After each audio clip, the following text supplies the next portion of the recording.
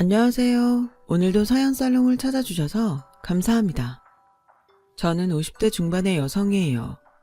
저희 집은 중학교 때 아빠가 교통사고를 당하면서 형편이 어려워졌어요. 뺑소니 사고를 당하신 아빠는 다리를 못 쓰게 되면서 한동안 집에만 계셨어요.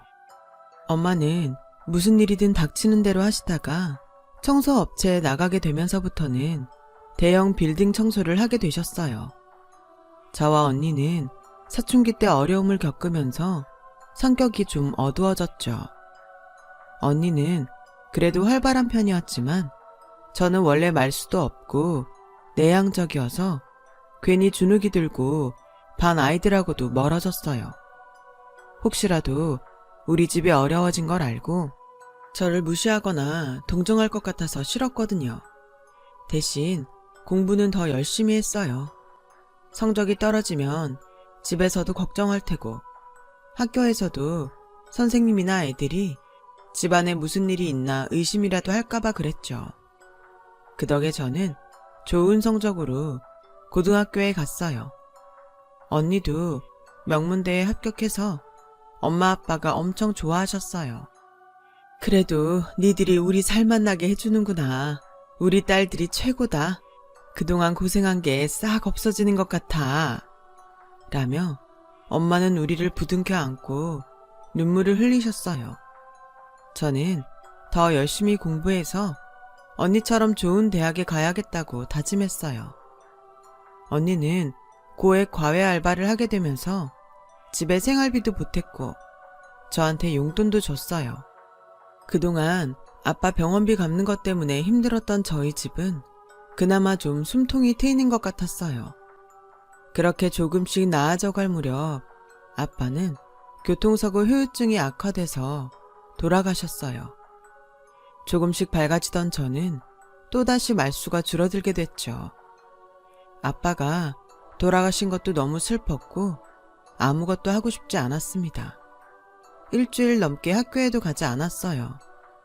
하지만 큰일 치르시고 며칠 만에 다시 일을 나가시는 엄마를 보고 정신을 차렸죠. 저보다 훨씬 더 힘들고 슬플 텐데도 저희를 위해서 일을 하시는 엄마를 보니 저도 계속 울고만 있을 수는 없었어요. 언니도 다시 학교에 가고 알바도 하고 있었고요. 저는 학교에 가서 그동안 못한 진도를 따라잡기 위해 애썼어요. 언니는 바쁜 와중에도 제 공부가 뒤처졌을까봐 시간을 내서 저를 가르쳤어요.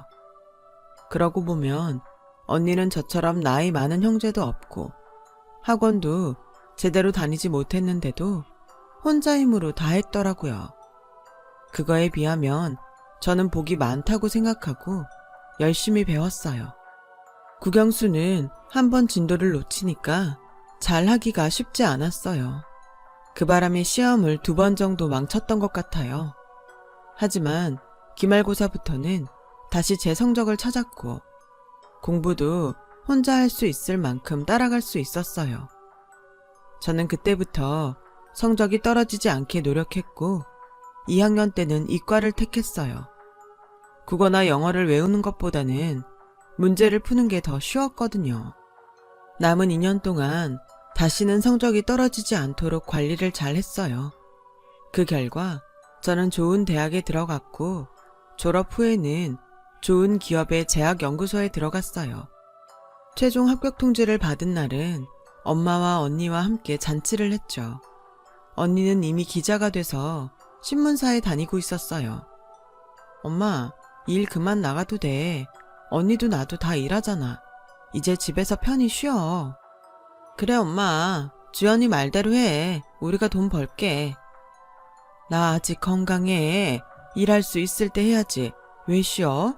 난 청소하는 거 이제 이력이 나서 하나도 안 힘들어. 이걸로 니네 다 키우고 가르쳤잖아. 그런 일을 왜 관둬? 다신 그런 말 하지 말어. 라며 계속 일을 나가셨어요. 저희는 엄마가 고생스러우실까봐 걱정한 건데 오히려 일을 해야 더 마음이 편하다고 하셔서 더는 말릴 수 없었어요. 저는 회사 생활이 힘들어서 그만두고 싶을 때마다 그런 엄마를 보며 한 번 더 참게 됐어요. 시간이 흐르면서 점점 일에 익숙해지고 회사에도 많이 적응을 하게 됐죠. 처음 같이 들어온 동료 중 절반이 관뒀고 몇 명은 이직을 했지만 저는 계속 남아 있었어요. 그러자 저에게 중요한 프로젝트에 참여할 기회가 왔고 신약 개발에도 함께 할 수 있었어요. 쉽지는 않았지만 보람도 있었고 일도 점점 재밌어졌어요. 어느 날 저는 선배가 초대받은 병원 의사 모임에 같이 가게 됐어요. 선배와 같이 가기로 한 직원이 일이 생겨서 제가 대신 간 건데 거기서 저는 의사를 소개받았어요. 정형외과 의사인 그 남자도 다른 사람 대타로 그 자리에 오게 된 거라고 하더라고요. 저와 남자는 처음 보는 건데도 말이 잘 통하고 취향이 맞아서 다음에 또 보기로 약속했어요. 그렇게 같이 영화도 보고 밥도 먹고 하다 보니 정이 들었고 자연스럽게 사귀는 사이가 됐어요. 1년 가까이 만나던 어느 날 남자가 먼저 결혼 얘기를 꺼냈어요. 난 주연이 너보다 더 좋은 사람 못 만날 것 같아. 우리 결혼하자. 내가 잘할게. 우리 식구들도 내가 좋다고 하면 반대할 사람 없어. 라는 말이 좋긴 했지만 저는 망설여졌어요. 남자는 말을 한 적이 없지만 선배가 저한테 남자네가 의사 집안이라고 했었거든요. 물론 우리 집이 부끄럽지 않았어요. 하지만 그건 제 생각이고 집안 식구가 의사들이면 다른 집을 어떻게 볼지 알 수 없었으니 불안했죠. 그리고 그땐 언니도 결혼을 하지 않았을 때라서 제가 먼저 결혼을 하는 것도 마음이 편하지 않았어요. 이런 얘기를 언니에게 했더니 언니는 너만 좋으면 결혼해. 난 괜찮아. 누구든 먼저 짝 만난 사람이 하면 되지. 순서가 따로 있어? 그런 거 신경 쓰지 마. 라며 화통하게 제 결혼을 찬성했어요. 저도 남자와 결혼하고 싶었기 때문에 자꾸 좋은 얘기만 들으려고 했어요. 남자도 자기 집안 사람들 직업이나 환경 안 따진다고 해서 그대로 믿고 싶었고요. 겁이 나긴 했지만 저는 좋은 말들만 믿고 결혼하기로 했어요. 남자 어머니는 클래식 음악을 전공하신 분이더라고요. 원래 의사들이 의사들끼리 결혼하거나 아니면 나처럼 음악 전공한 사람들하고 많이 해. 우리 재원이는 애가 좀 특이해서 아가씨 같은 사람 고른 거야. 아가씨가 복 받은 거야. 라면서 아들 자랑인지 집안 자랑인지 알 수 없는 말을 했어요. 그래도 부모님이 생각보다 점잖으신 것 같아서 안심했죠. 상견례 때는 언니도 자리에 나왔고 또 신문사 기자라고 하니까 전보다 더 예의를 갖추는 것 같더라고요. 의사 집안도 아니고 잘 사는 것도 아니지만 그래도 얕보지 못하는 것 같았어요. 그렇게 결혼까지 순조롭게 진행이 됐는데 문제는 결혼식장에서부터 생겼어요. 패배까지 마치고 손님들에게 인사를 하려고 옷을 갈아입는데 시어머니가 갑자기 탈의실로 들어오더라고요. 니네 엄마 빌딩 청소하러 다니는 거 왜 말 안 했어? 손님들이 왜 이렇게 천박하고 후진 사람들이 많나 했더니 다 니네 엄마 손님들이네. 아니 그런 중요한 얘기를 왜 안 해? 너 우리 집에 들어오려고 작정하고 속인 거지? 그런 거 아니에요. 엄마가 하시는 일이 저희 결혼에 문제가 될 거라는 생각은 해본 적이 없어서 말씀 안 드린 거예요. 기분 나쁘셨다면 죄송한데 다른 뜻은 전혀 없었어요. 이거 체면 때문에 결혼식까지 다 한마당에 물릴 수도 없고 아무튼 나중에 보자. 라더니 문을 쾅 닫고 나가더라고요.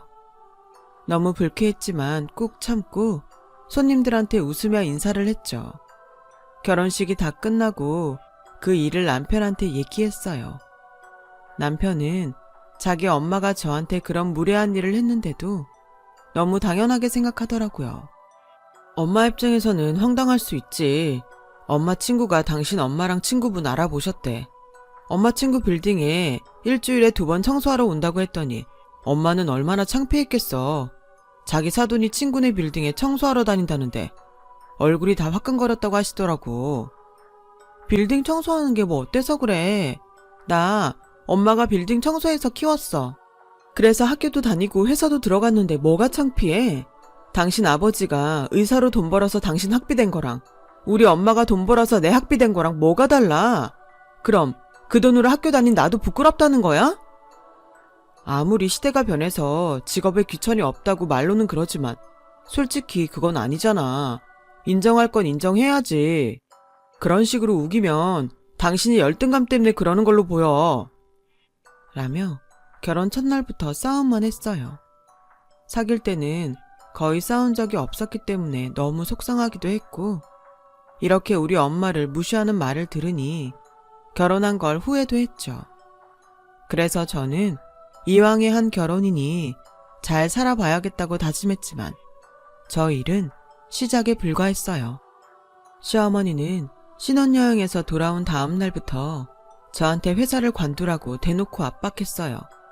난 니네 엄마가 빌딩 청소하는 것도 짜증나 죽겠는데? 너 계속 회사 나가면 없이 살아서 돈 버느라 아등바등 한다고 다들 손가락질할 거 아니야. 그 생각하면 잠도 안 와. 그러니까 얼른 회사 그만두고 집에서 재원이 내조나 잘해. 그깟 대단하지도 않은 회사 다녀서 뭐하니? 돈은 네 남편이 벌어다 주잖아. 어머니, 저희 회사 땡땡기업 연구소예요. 이름만 들으면 다 아는데 저는 돈이 아니어도 제 일을 하고 싶어요. 우리 집안에 들어온 이상 그런 거 다 필요 없다. 우리 재원이랑 계속 살고 싶으면 빨리 그만둬. 라며 저를 계속 쪼아댔어요. 그리고 엄마가 청소일을 하신다는 걸 안 다음부터는 한 번도 사돈이라고 부른 적이 없었어요. 항상 니네 엄마라며 무시하는 말투로 깎아내렸죠. 하지만 아무리 시어머니가 그렇게 말을 해도 저는 회사를 관두고 싶지 않았어요. 제가 꿋꿋하게 계속 회사를 다니자 시어머니가 남편한테도 뭐라고 했다고 하더라고요. 그 회사 꼭 다녀야 돼? 엄마가 저렇게까지 말씀하시는데 어른 얘기 한 번쯤은 들어줄 수도 있잖아. 진짜 뭐 그렇게 대단한 데라고 고집을 피우는 거야. 얘기를 들어줄 수 있는 게 따로 있지. 당신 보고 병원 그만두라고 하면 좋겠어? 나한테는 그런 거야. 남의 일을 대단하네 어쩌네 그런 식으로 말하지 마. 당신 보고 그렇게 말하면 기분 좋겠어?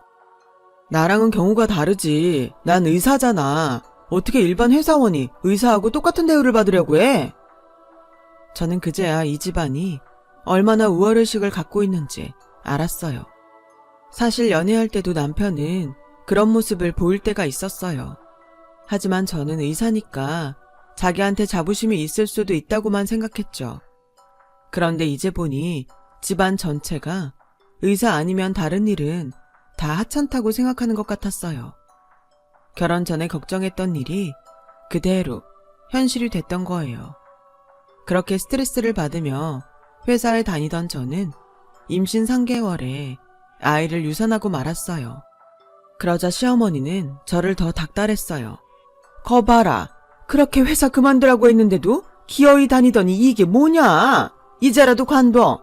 안 그러면 나도 가만 안 있어. 니네 엄마 찾아가서 딸 잘못 키웠다고 한 소리 할까? 그런 일 일어나는 거 싫으면 네가 알아서 관둬. 저는 정말 너무 속상하고 억울했지만 누구한테도 털어놓을 수 없었어요. 당시 언니는 제가 결혼하고 얼마 안 돼서 해외 특파원으로 나갔기 때문에 연락이 어려웠어요. 시차가 맞지 않아서 전화하기도 힘들었고요. 엄마가 아시면 속상할까봐 얘기할 수도 없었죠. 저는 시어머니와 남편의 잔소리에 시달리다가 결국 회사를 그만뒀어요. 그 다음부터 시어머니는 별일 아닌 걸로도 저를 불러내서 우리 집안은 그런 집안 아니다. 소리를 입에 달고 사며 잔소리를 해댔어요. 그러다가 시댁 친척집에서 잔치가 있었는데 저한테 굳이 한복을 입고 미용실에 가서 올림머리를 하고 오라는 거였어요. 어머니, 결혼식도 아닌데 올림머리에 한복까지 할 필요가 있어요? 그냥 깔끔하게 차려입고 가면 어떨까요? 넌 내가 몇 번을 말해 알아들을 거니? 우리 집안 그렇게 근본 없는 집안 아니라고 했지? 너 빼고 다 의사나 음악 전공자들인데 거기서도 혼자 후줄근하게 하고서 티낼래? 사람 망신시킬 생각하지 말고 하라는 대로 해. 할 수 없이 아침부터 한복을 입고 미용실에 가서 올림머리를 해야 했어요. 그런 제가 참 우습다고 생각됐지만 일단은 참아보기로 했죠. 그런데 마침 그 잔치를 여는 레스토랑이 엄마가 일하시는 빌딩에 있더라고요. 저는 엄마를 볼 수 있으려나 하고 찾았는데 마침 엄마가 레스토랑이 있는 그 층 계단을 청소하고 계셨어요. 저희가 좀 일찍 도착해서 문을 열기 전이었거든요. 저는 엄마한테 달려가서 안겼어요. 아유, 우리 딸 이쁘게 하고 왔네. 오늘 여기서 무슨 일 있어? 하시는데 잔치를 하는 친척분이 시어머니한테 우리 엄마 보고 누구냐고 묻더라고요. 그러자 시어머니는 모른다고 하시더니 저희한테 오셨어요. 하여간 너는 그렇게 눈치가 없니? 여기서 네 엄마 봤다고 하면 내가 뭐가 돼? 내가 청소부랑 사돈 맺었다는 걸 그렇게 알려야 되겠어? 진짜 창피해서 못 살겠네. 사부인도 이런 자리에서는 딸을 모른 척 해야죠. 얘 차림새 보면 딱 모르겠어요? 그렇게 의사사위 둔 걸 티내고 싶으세요? 정도껏 하세요. 저는 더 이상 참지 못하고 시어머니를 뒤로 밀며 엄마한테서 떼어냈어요. 당신이나 정도껏 하세요. 의사가 뭐 그렇게 대단해서 이런 식으로 사람을 모욕해요? 뭐? 의사 사위? 의사 남편? 웃기지 말라고 해요. 평생 자기 힘으로 돈 벌어본 적도 없는 주제에 누구 직업을 함부로 평가해? 당신 같은 집안에서 더 살라고 해도 안 살아. 저는 엄마 손목을 붙잡고 그 자리를 나와 친정으로 왔어요. 눈물이 나려는 걸 억지로 참고 있는데 엄마가 미안하다. 니네가 그만하라고 할 때 관둘걸. 괜히 지금까지 한다고 고집부려서 너만 힘들게 했구나. 그런 말이 어딨어. 난 엄마가 자랑스러워.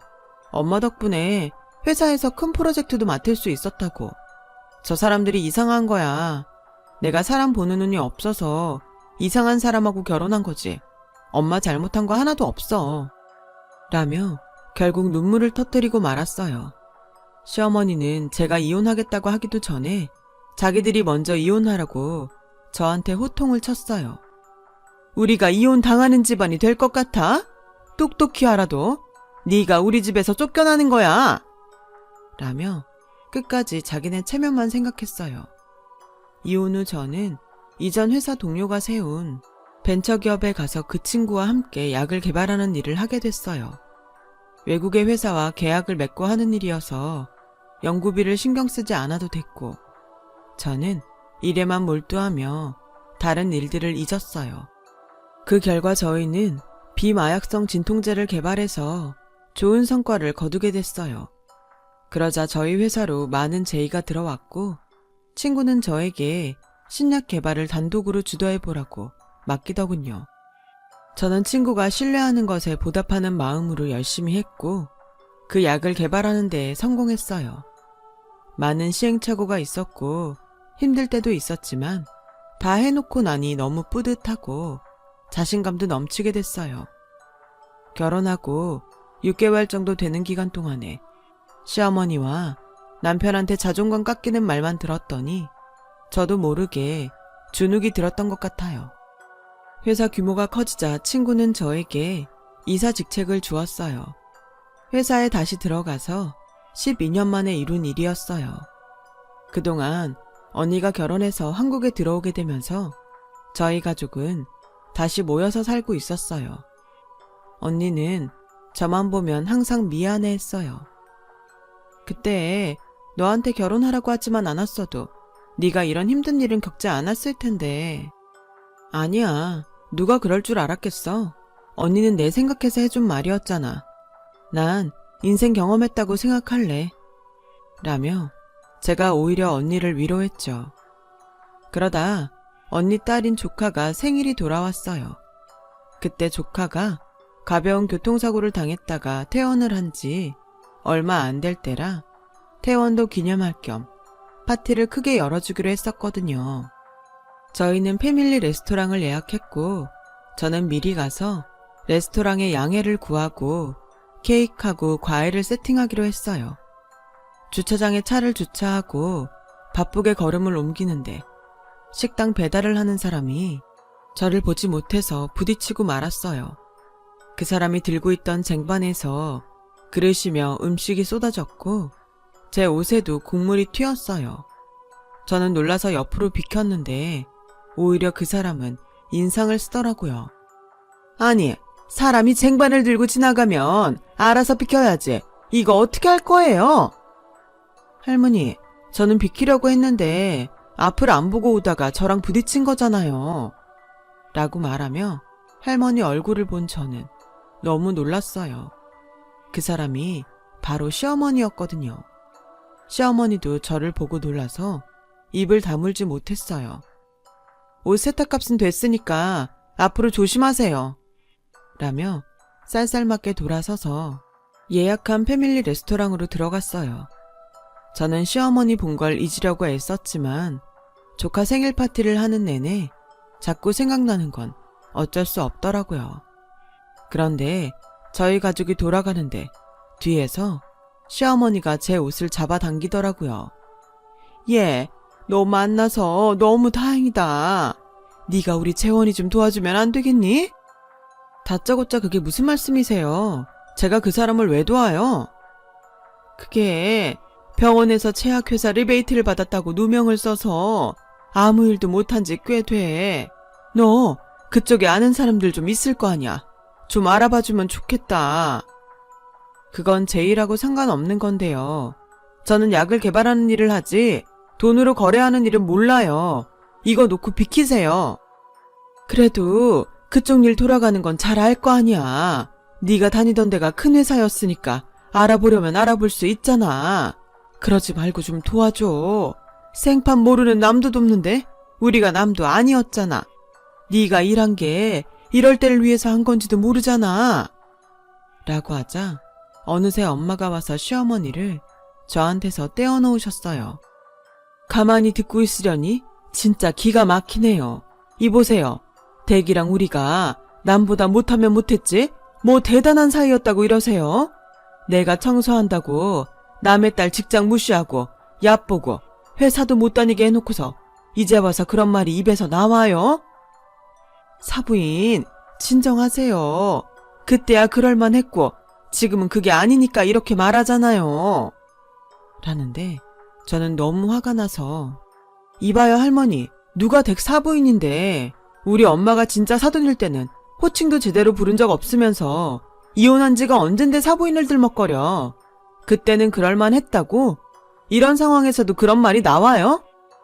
라고 소리를 지르자 언니도 궁금해서 저희한테 왔어요. 시간이 지나도 저랑 엄마가 오지를 않아서 기다리다가 제가 화내는 소리를 들었던 거예요. 시어머니는 기자였던 언니가 오자 갑자기 더 자세를 낮추고 어쩔 줄 몰라 했어요. 왜요? 언니가 기자라서 무슨 안 좋은 기사라도 나갈까봐 겁이 나요? 그건 겁나고 우리 엄마 말은 우스워요. 당장 사과해요. 미안해요 사부인, 아니 주연어머님. 제가 큰 실례를 했습니다. 라며 미안하다고 몇 번이고 말하더군요. 알고 보니 시아버지는 몇 년 전에 병으로 돌아가셨고 전 남편은 병원에서 계약한 제약회사 약을 쓰지 않고 뒷돈을 받고 거래한 곳에 약을 마음대로 처방하다가 걸려서 병원에서 나갔다고 해요. 시댁 친척들은 전 남편 일로 자기들이 피해를 볼까봐 다들 모른 척 한다더라고요.